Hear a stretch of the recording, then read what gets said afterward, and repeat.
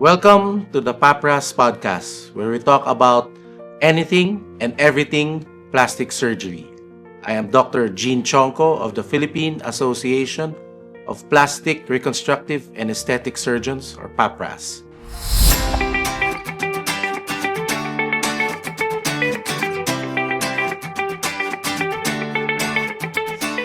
Today, we are fortunate to have one of the stalwarts of the PAPRAS. He is Dr. Lutgardo Caparas, popularly known as Dr. Cap or June Cap. Let's all welcome Dr. Cap. Hi, Jean. Hi, sir. Good morning. Welcome. Thank you. Oh. Thank you for inviting me. Yeah, you're right. I'm popularly known as Dr. June Cap or Dr. June Caparas. I'm a graduate of the University of Santo Tomas, but I had my training in plastic surgery with the Consortium 1, which during my time is composed of 4 hospitals: Veterans Memorial Medical Center, the Rizal Memorial Medical Center, the UERM Memorial Medical Center, and the Makati Medical Center. I've been in practice for almost 28 years. Oh, nice, sir. And I'm a double diplomate. Because I finished my general surgery and took my boards there, and after that, I went into training after 2 years. So it's been a long journey. Now, what makes me really go into this field? Oh.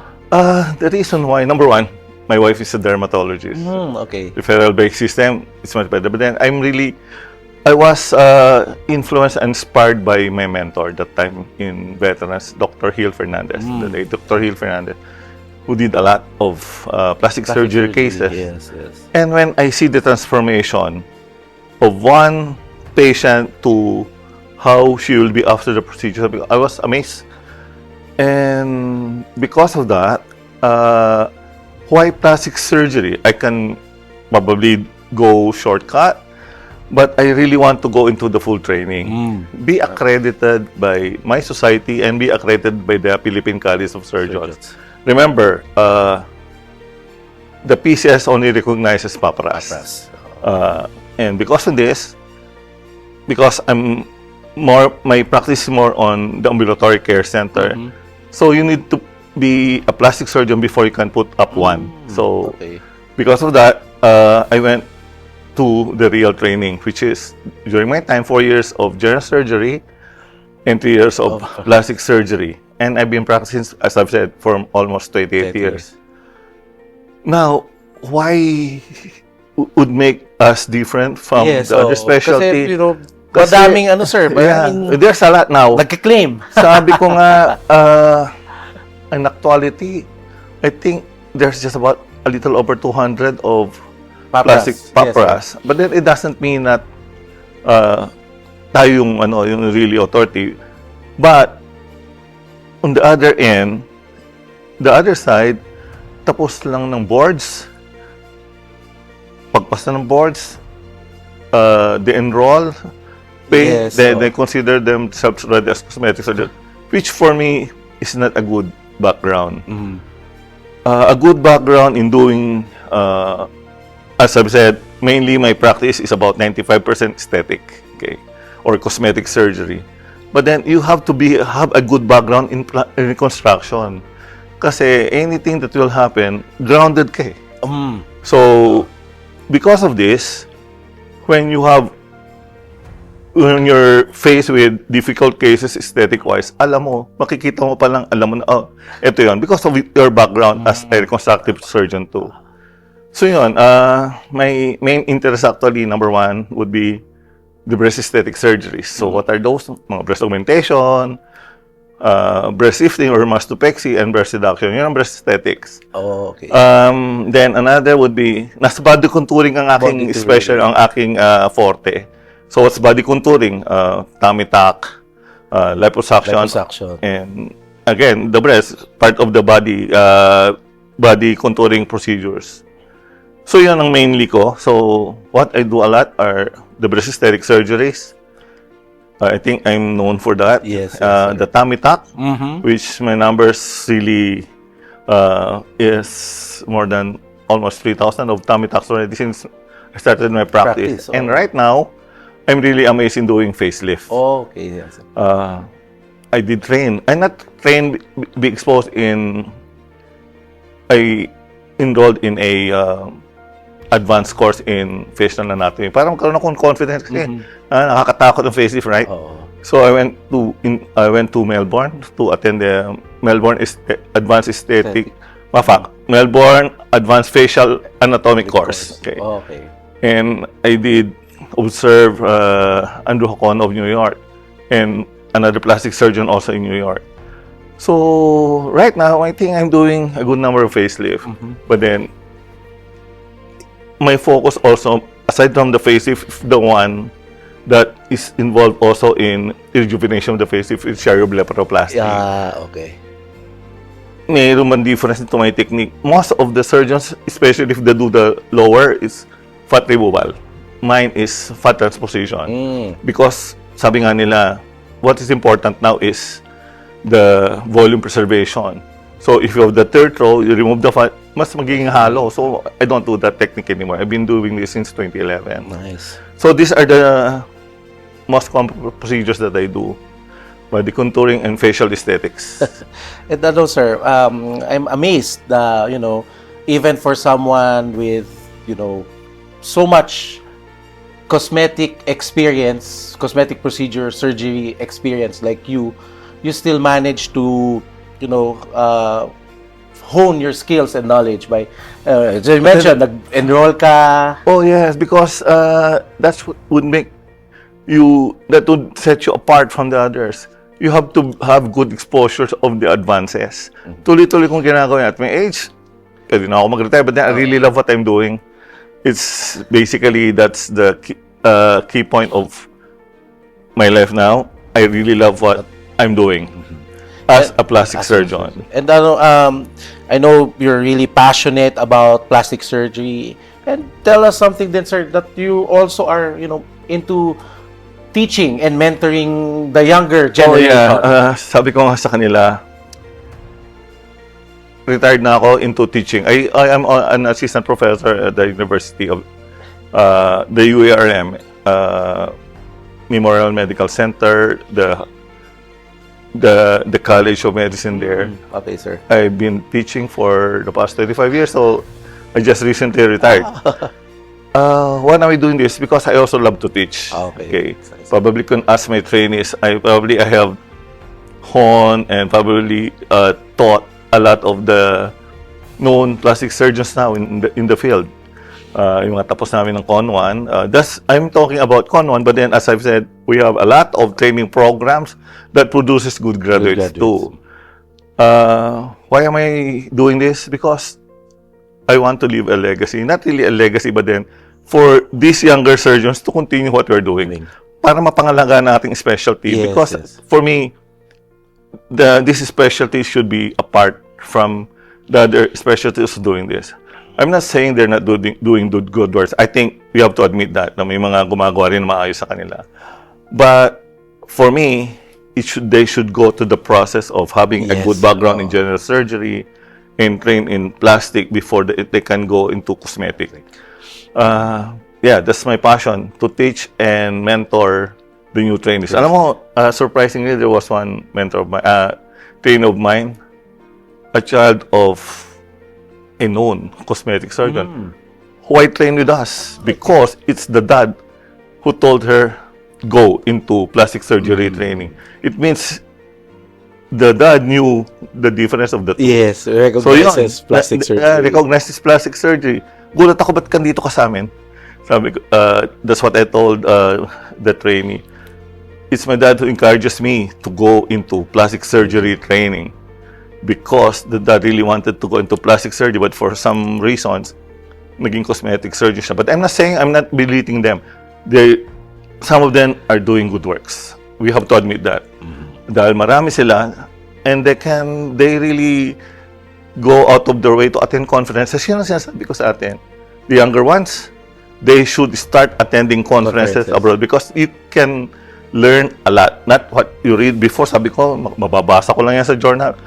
But that's not true. You can learn a lot from attending conferences. That's a nice and it's very sound advice, Dr. Cap. I know you're very busy, and just gusto ko lang ma-visualize what's in a day. What's a day like for a plastic surgeon like you? You know what? Old school. Number one, I'm not a morning person.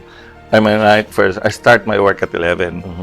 So when I wake up, old school nga, babasa pa rin ako ng dyaryo. Hindi ako mahilig sa phone. It's still the print. Okay? That's why I'm taking my breakfast. Then I go to the clinic at around 11, do my consultation, then starts my surgery. Before, I usually end my work at 12. 12 midnight? Oh, okay. Kasi yung cases. Oo. Now, I'll try to limit that to, dapat tapos na ako by 10 or 9 para magkaroon naman din ako ng quality sleep. Before kasi, grabe. My trainees knows that sometimes it's hard for them to cope up with my schedule. Now, hindi na. At my age, hindi ko na kailangan. But then, I still want to do what I love doing. Which is doing plastic surgeries. Yun, that basically, do I have time for others? Oo naman. Right now, ang nakakapag-rest sa akin is, I don't have sports. Before I used to play basketball, now I just do walking always. Tulad mo, di ba? Hirap na sa tuhod. But right now, occasionally I go to the province because I have fish pond, to unwind. Yes. Not really earn from it. Huwag lang lugi, but then to unwind. And go for conferences kasi it really unwinds me. Di ba nagkakasama tayo sa conferences? Yes, international conference. We learned a lot. So I'm also curious, sir. Plastic surgeons, PAPRAS members, there are those who are into hospital practice, but you mentioned your clinic-based or a center-based practice. How is it like to set up a center as a plastic surgeon? When I was starting, I'm still, I would say I'm connected with some hospitals. But then the problem with the hospital setup is you're dependent about scheduling. Okay? So, hindi mo basta-basta. Gusto kong ganitong oras. And sometimes, what they give you is, before, in my time, you have to share the clinic with some other doctor. So, I decided, why not put out my own practice, my own ambulatory care center. That's what we call it now, ambulatory care center, which should be DOH accredited. Remember, DOH is quite strict in having those guidelines for you to put up an ambulatory care center. The ambulatory care centers, there should be a plastic surgeon there. Kasi otherwise, hindi yun ma-accredit. Okay. Why is this important? Kasi dapat this will give the patient more confidence and trust in doing their surgery with you. Ano ba maganda sa ambulatory care? Sarili mo, oras mo. And for me, it's cost-effective because that's your own. And one thing more, probably, the patient can feel that they're really at home. Yes. So I make it a point that my center is homey in nature. So and definitely I tell my nurses to treat the patient as their own. Okay, yun ang aking doon. That's what I advise. But then there would be some things that cannot be done in the ambulatory care center. The bigger ones, I do it in the hospital. High-risk patient, I do it in the hospital. And it's good to know that you know your limitations. I Number one, safety. Safety. That's the number one. Yes. Safety, not just earning, but safety. So, and another principle that I had with me is the patient should be satisfied and happy with the result, but then I should also be happy with what I did. Kasi minsan, magawa mo lang, okay na yan. Hindi ganun. I should be happy with my result. Probably this is the bottom line. Being happy with what you did, your own. Na alam mo, pag ginawa mo sa sarili mo, ginawa mo sa kamag-anak mo, definitely, if you do it with other persons, you'll do good work and give them good results.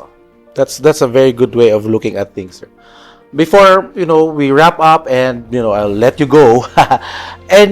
Sir, I mean, we talked about your practice, we talked about your emphasis on experience, knowledge, conventions, attending convention, expanding knowledge even at your age, and then we talked about safety. So any, parting words sa ating viewers or our listeners? Parting was to be choose your doctor. I think that's the number one. Yes. I know social media can alter a lot of things, but then choose your doctor. How do you choose your doctor? Not just the social media, but then go for the credentials. Look for the experience, because in the social media, they can always tell them they're the number one surgeon who does this. So then sometimes those are fake news. So for patients who are looking for a good doctor, number one, go for a papras doctor. Yes. Who does a lot of good works. Kasi I'm not saying there would be some doctors in our group do a lot of recon, but not much aesthetic. So though there are a lot of us now that do a lot of aesthetic surgeries or cosmetic surgery. So number one, research well on your doctor. And go for plastic surgeon. A member of Papras. Okay. Thank you very much, Dr. Cap. It's been very engaging, and I've learned a lot of, learned a lot from you, and you've passed on some imparting knowledge and life messages, not just to me and perhaps to those who listen. So thank you very much. Thank you, Jean.